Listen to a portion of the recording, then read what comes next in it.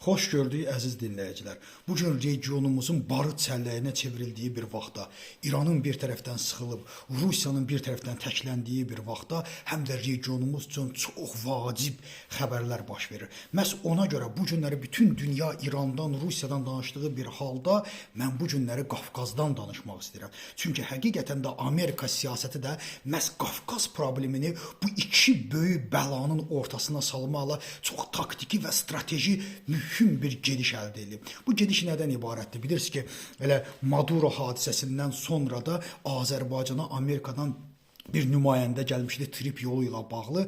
O nümayəndələr əlbəttə səssiz, gizli şəkildə bir danışıqlar həyata keçirdi və dünənləri isə məhz Amerikanın Xarici İşlər Naziri Rubio və Ermənistan Xarici İşlər Naziri Ararat Mirzoyanla çox vacib bir trip layihəsinin arxası olan çərçivə sazişi imzalandı. Bu çərçivə sazişi artıq yerində, hadisənin yerində tətbiq edilməsinin ən vacib bir işarəçidir. Yəni artıq trip layihəsi işə keçir. Bir var hüquqi baza, bir var hər hansı bir iqtisadi baza, bir də var ki, artıq bu planın həyata keçirilməsi prosesinə start verildi. Çox böyük bir necə deyilir, imzalanmış bir çərçivə sazişidir ki, burada Ermənistanın təhlükəsizliyi, suverenliyi, Azərbaycanın Naxçıvana gedib gəlməsi və digər baxımdan Azərbaycan üçün də təhlükəsizliyi baxımından, inkişaf baxımından, iqtisadiyyat baxımından bizim üçün həqiqətən, inanın mənə, bizim üçün o qədər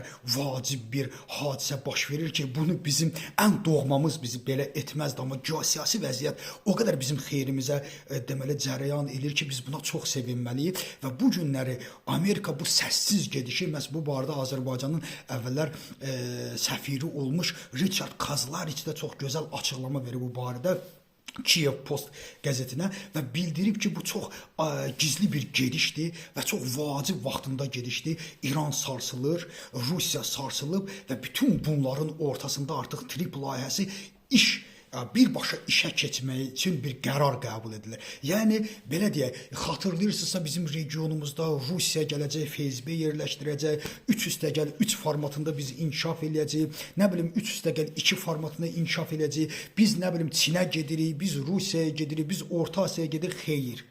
Xatırlayırsınızsa mən bu barədə həmişə hər zaman danışmışam ki, biz heç yerə gedə bilmərik. Trip layihəsi artıq bizim hara getdiyimizin öz dəsti xətti ilə, imzası ilə ortaya qoyur. Əlbəttə bu Rusiyanın zəncir çeynədir bu dəqiqə və yenə inkişaf elətdirim ki, trip layihəsi çərçivəsində qəbul edilmiş sənəddə yalnız Azərbaycan var, yalnız Ermənistan var, yalnız Amerika və Avropa var. Əlbəttə Türkiyə də var, amma nə orada İran var, nə də Rusiya var. Bu Rusiyanı dəhşətli dərəcədə əsəbləşdirir. Əlbəttə Rusiyanın bizə qarşı, məsələn Azərbaycan hökumətinə qarşı, Ermənistan hökumətinə qarşı dəhşətli bir qəzəbə gətirir. Əlbəttə əllərindən bir şey gəlmir, etsinlər. Bugün İran bu qədər ocağın yandığı bir vaxtda belə İranın Ermənistanda olan səfiri Ermənistana şikayətlənir. Ermənistanın məhz bizim ağır vəziyyətimiz, yəni İranın ağır vəziyyətində İrana zərbə vurmasından danışır. Bütün bu hadisələr bunun üçündür. Bu Amerikanın strateji uzaq görən siyasətinin bəhrəsidir ki,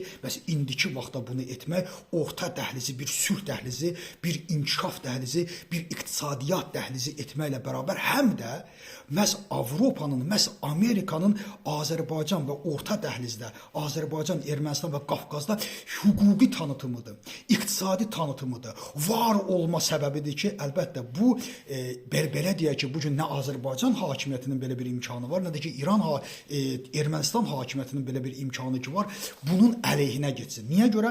Bu günləri həqiqətən də Trump böyük bir gücdür. Trumpın Venezuelada nə etdiyi bəllidir. Trumpın bu günləri Rusiyanı hansı vəziyyədə saldığı bəllidir. Trumpın bu günləri Çini hansı vəziyyədə saldığı bəllidir. Bu gün Trumpın İranı hansı vəziyyədə saldığı bəllidir. Belə bir vəziyyətdə əlbəttə ki, mən həmişə demişəm, biz müttəfiqlərimizin yanında olmalıyıq. Artıq 907-ci düzəlişin də bir dəfəli ləğvindən də söhbət gedir. O da olmalıdır. Amerika ilə bağlanmış xartiyada təzələnməli və inkişaf etdirməlidir. Bu günləri güclünün yanında olmaq məqamıdır və mən düşünürəm ki, Azərbaycan xalqı üçün də, regionumuz üçün də artıq Qərbin qapıları, Amerikanın qapısı hüquqi baxımdan, iqtisadi baxımdan öz həllini tapıb və hər birinizə, hər bir Azərbaycan xalqına təbrik edirəm. Məhz buna görə deyirdim ki, Rusiyanın zəifləməsi, Rusiyanın məhvi Azərbaycanın əsl müstəqilliyinə və inkişafına gətirib çıxarda bilər. İranın zəifləməsi və çökməsi Azərbaycanın inkişafına gətirib çıxarda bilər ki, bu tarixi bir məqamdır. Bu tarixi məqamdan biz istifadə etməliyik. Bununla bərabər həm də bu günləri İranda baş verən hadisələrdə də biz öz müttəfiqlərimizin yanında qalmalıyıq. Bu günləri İranda bu hadisələri çevirən əlbəttə ki, İsrail, Amerika deyil. İran rejiminin apardığı qanlı siyasətin və apardığı səhv iqtisadiyyatın nəticəsidir. Təşəkkür edirəm diqqətinizə görə.